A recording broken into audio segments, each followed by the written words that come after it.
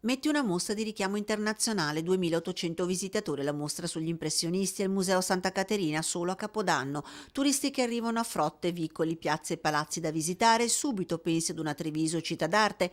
Unico neo e a tanta bellezza è una ricettività che proprio nel periodo di vacanze per antonomasia, da Natale al 1° gennaio, sembra lasciare a desiderare.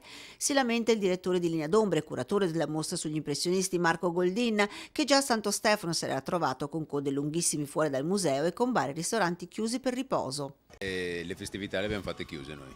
Una storia che tra Capodanno e 1° gennaio si è ripetuta con il riaccendersi delle polemiche appena sopite. Si difendono i ristoratori e baristi, chi ha chiuso per poter stare in famiglia, chi perché dopo 15 giorni di lavoro filati ha scelto di chiudere e chi ne fa una questione anche economica.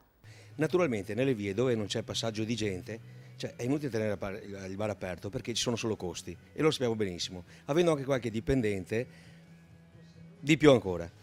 Mentre mi risulta che nella zona centrale di Treviso, dove c'è il movimento della gente e tutto, i bar erano tutti aperti perché dei miei clienti mi hanno detto io sono andato a fare colazione di qua, sono andato di là, per cui non riesco a capire questa polemica che è stata fatta. Chi ha deciso di rimanere aperto per scelta, per abitudine consolidata, ha comunque fatto affari. Noi abbiamo sempre tenuto aperto sia il 31, la notte del 31, sia il primo tutto il giorno e via discorrendo, quindi l'Epifania e quant'altro. Gente ce n'è stata anche parecchia, insomma, ecco. Poi le aperture. Quindi avete lavorato? Noi abbiamo lavorato anche tanto. È andato molto bene, c'era un clima abbastanza natalizio e secondo me dovevano tenere aperti, ma da quanto ho sentito c'era molto movimento. Si cerca di smorzare i toni, ma per essere una città d'arte serve forse fare un passo in più, lo crede anche il primo cittadino di Treviso. Se noi vogliamo diventare una città d'arte aperta tutto l'anno, una città che accoglie e le persone hanno voglia di tornare, forse qualche contemperamento è da trovare.